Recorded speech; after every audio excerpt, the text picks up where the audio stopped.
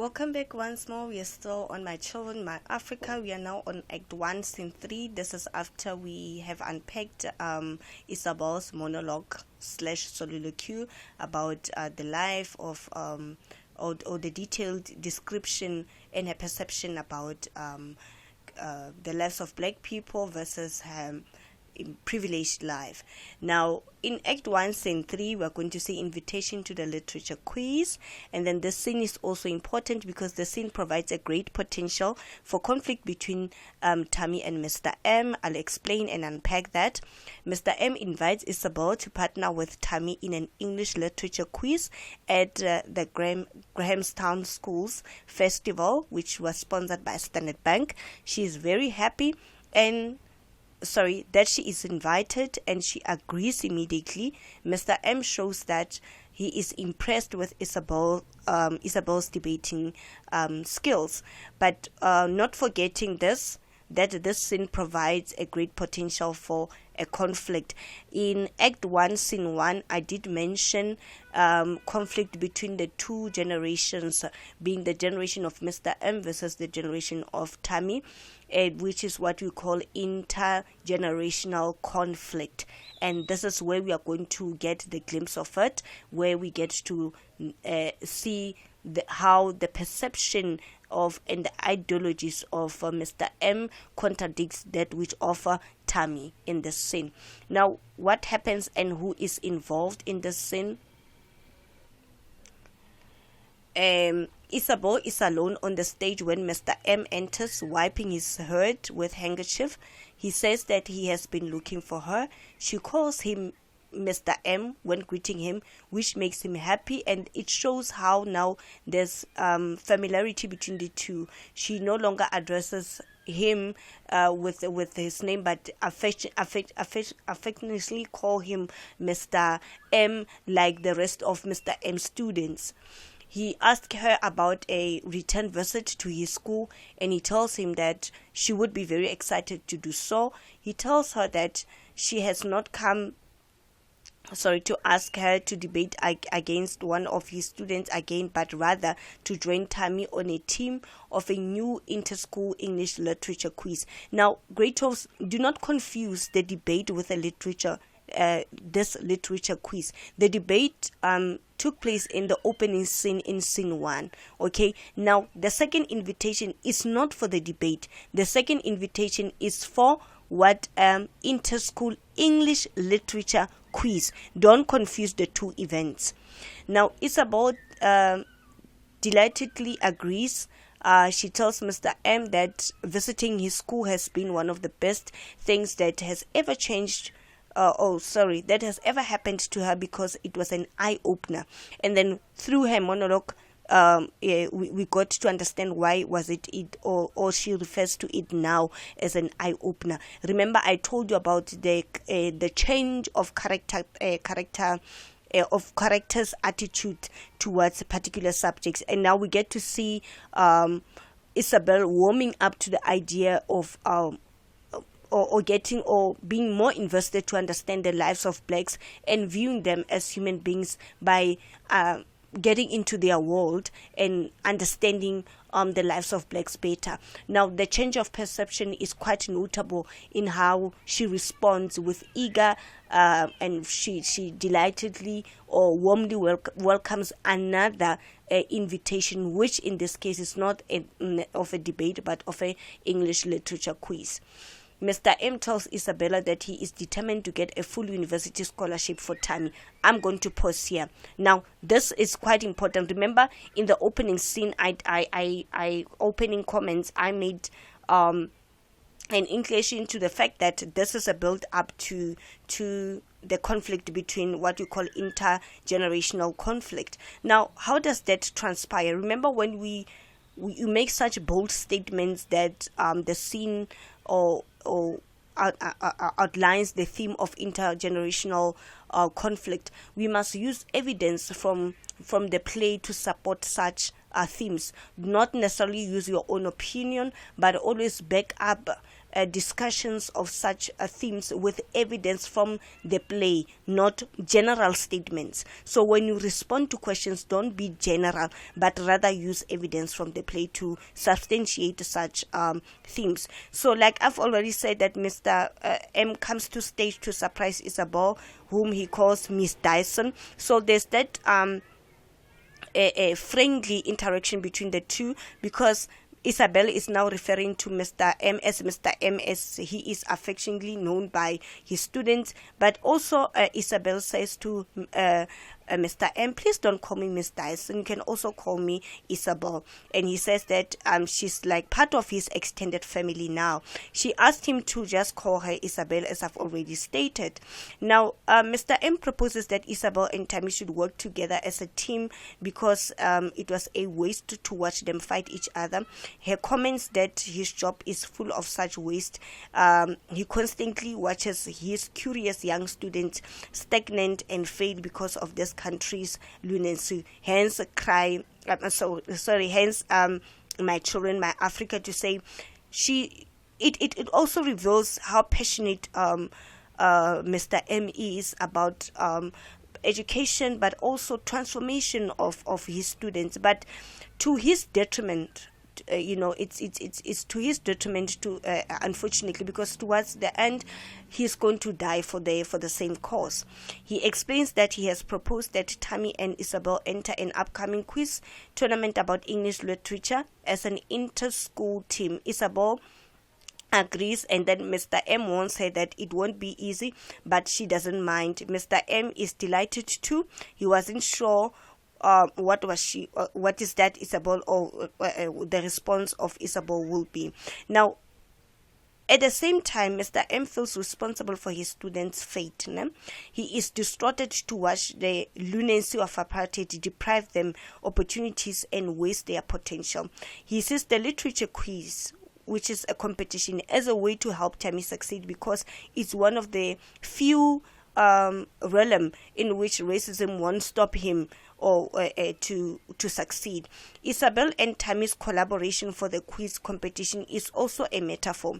Why do we say a metaphor? Remember, a metaphor is a direct comparison. Figuratively, they are them teaming up.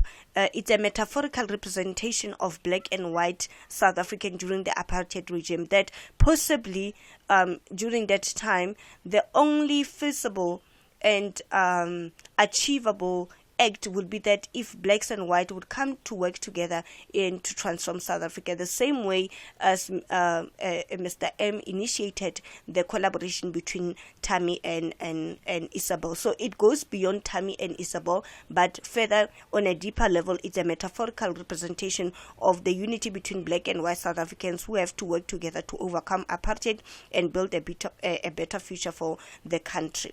Now, Mr. M further asked why the debate mattered so much to Isabel in this scene, and she explained that it allowed her to meet black people in a way she never could have thought possible or otherwise. In fact, people like her mother have never met black people as equals. Now, you get to remember what Isabel said in Act 1, Scene 1, when she was having a conversation with Thami, that she tends to disagree a lot with the rest of her family members, which somehow gives an idea that her family members are not for black people, but however Isabella now embraces new ideologies, that which is an interest or an inkling to further know more about the black communities. This is what she expressed further to Mr. M during this meeting, when Mr. M was there to invite her to join Thami and to team up with Thami for this literature quiz.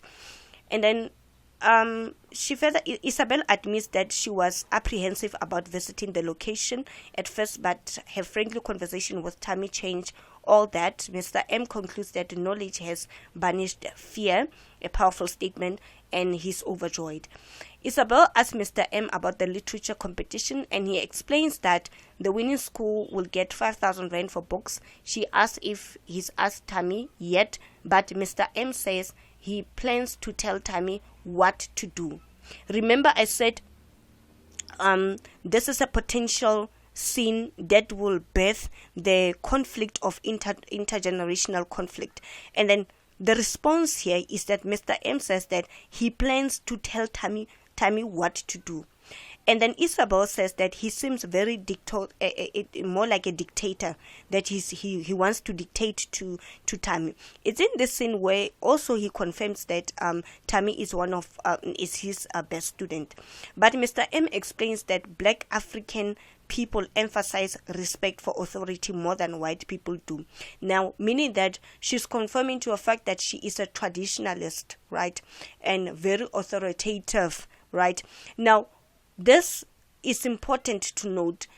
Remember in Act 1, Scene 1, when Thami and Isabel were conversating, getting to know each other, Thami did express that he is not in a position, or he is somehow not sure as to whether he wants or he plans to further his studies. And he also noted that he has a change of attitude towards school. Now, having said that, now on the other hand, you have Mr. M, who is eagerly and energetically and passionately planning for Thami's future in the absence of Thami, meaning that he is not taking into consideration the feelings and emotions or ideas for Thami. What he therefore does, he is just to go ahead and plan for Thami's future without necessarily involving Thami.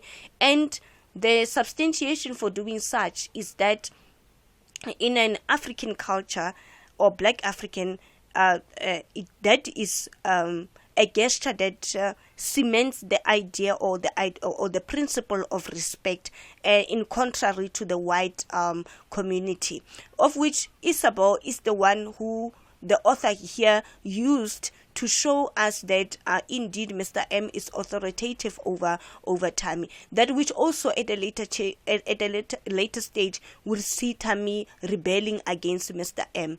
And this is the birth of the theme of intergenerational conflict, where Mr. M passionately plans for Thami's future without considering his emotions or his ideas, or even getting to know his state of mind at that point in time, whether is it something that he is really passionate about, which again contradicts what Thami has already indicated to the audience, that he is unsure as to whether he wants to continue with school, and indeed his passion or love for school changes.